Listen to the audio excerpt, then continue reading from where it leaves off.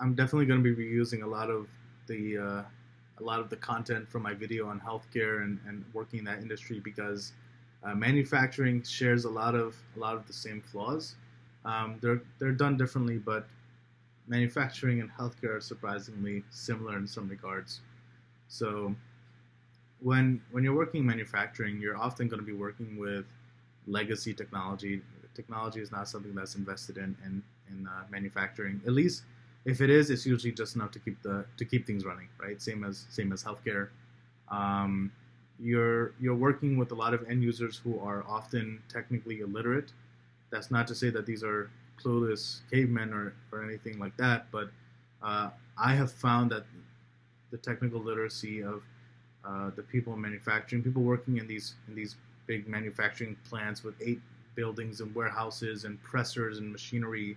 Um, they are usually for a reason they are a skilled workforce, but their skills do not tangentially relate to technology. So I've been amazed with I've dealt with populations where they don't even know what email is. They got their job, even recently, maybe even during COVID, there are companies out there where their staff got their job by filling paper applications, right? Where they are getting orders by phone or by fax. So technical literacy is usually low in manufacturing, at least in my experience. And not to say that I don't want to generalize the whole industry, but IT investments is minimal, if at all.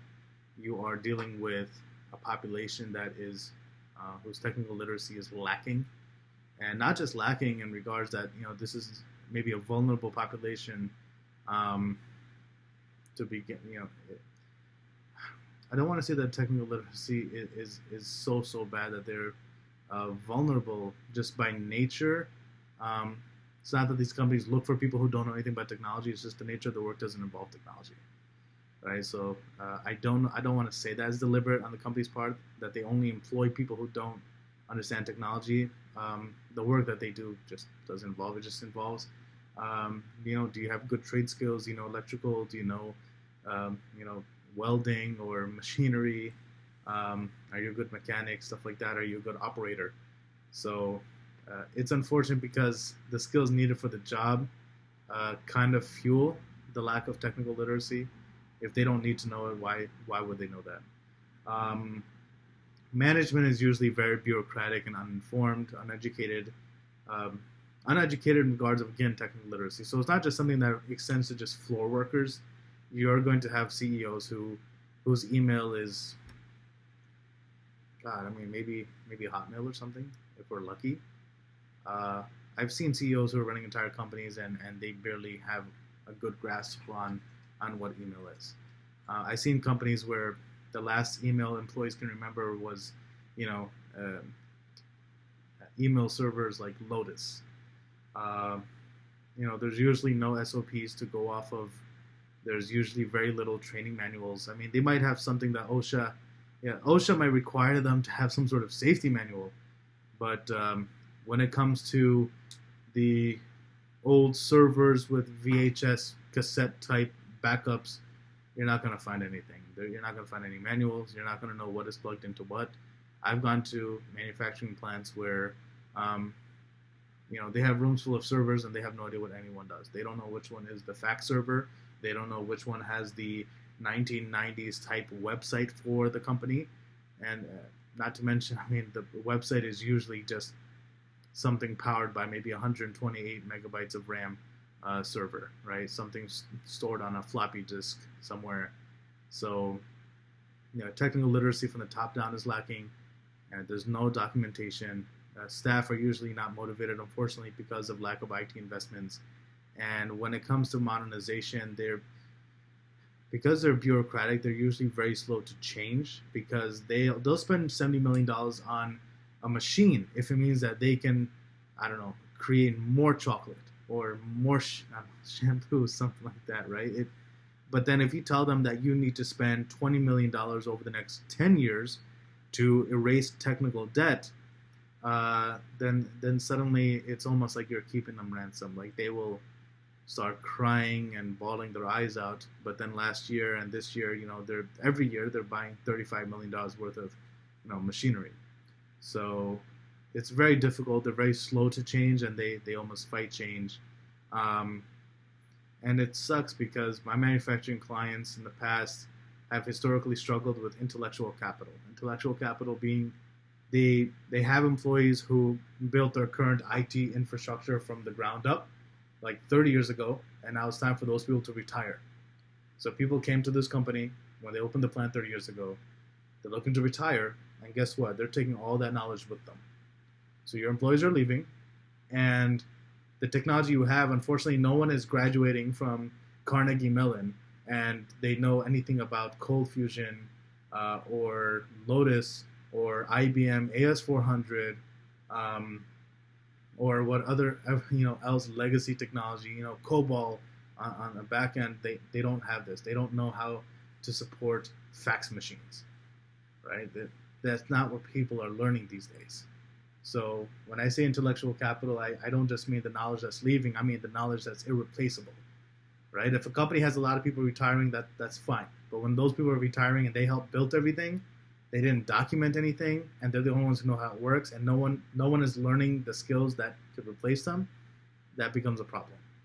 And then these are the same clients who will tell me, Mohammad, we can't afford to modernize. You want us to digitize and start taking, have some CRM for putting in tickets so that people from different buildings are can see tickets are put in, or have ERPs to track this and that, and we should be hiring business analysts. That's too much. And I tell them, you are years away from a full work stoppage. I mean, in a few years, your website will be gone. Everything that is being stored through technology. I mean, all your financial transactions and whatnot are being run through COBOL, and everything you do is being stored on these very, fragile VHS type, backup tapes.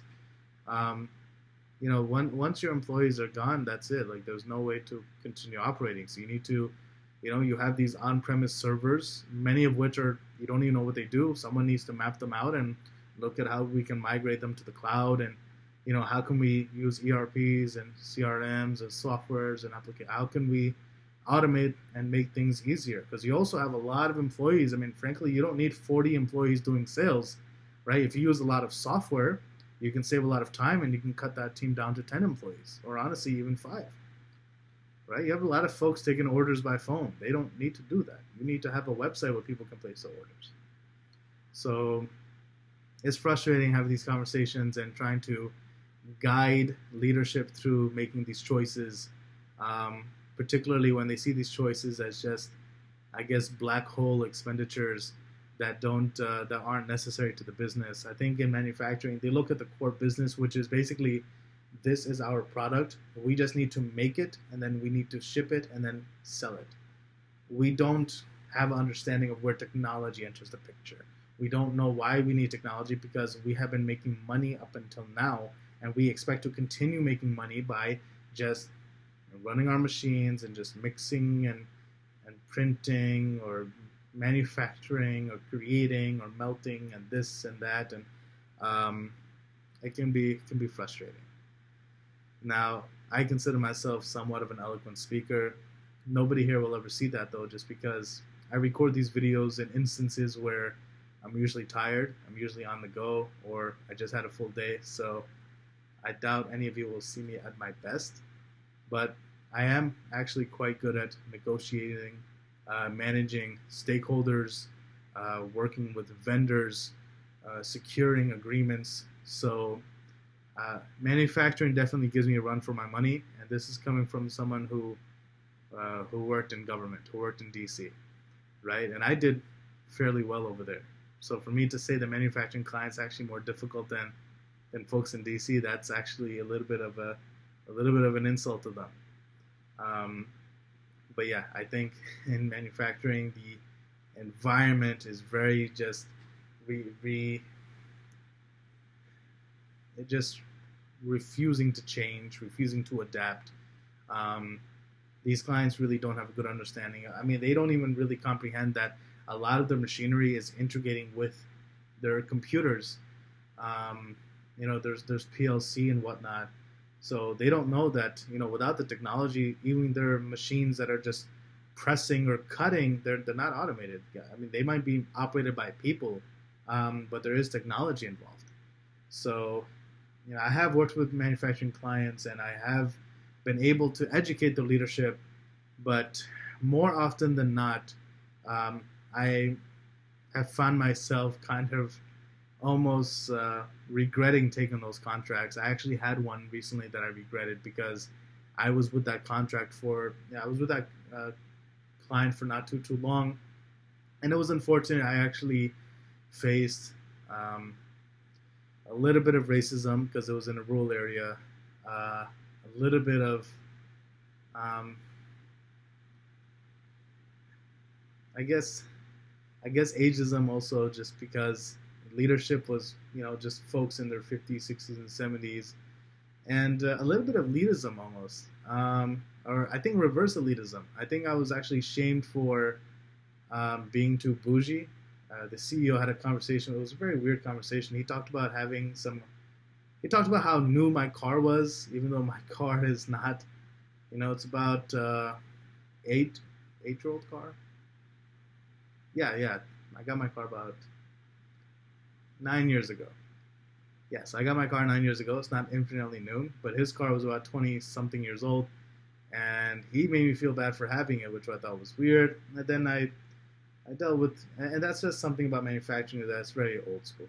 It's very, it can be sort of male-dominated. It can be a little bit homogenous at the top, so to speak. And they have a very old way of doing things. I mean, business isn't really conducted at work. Business is conducted outside of work.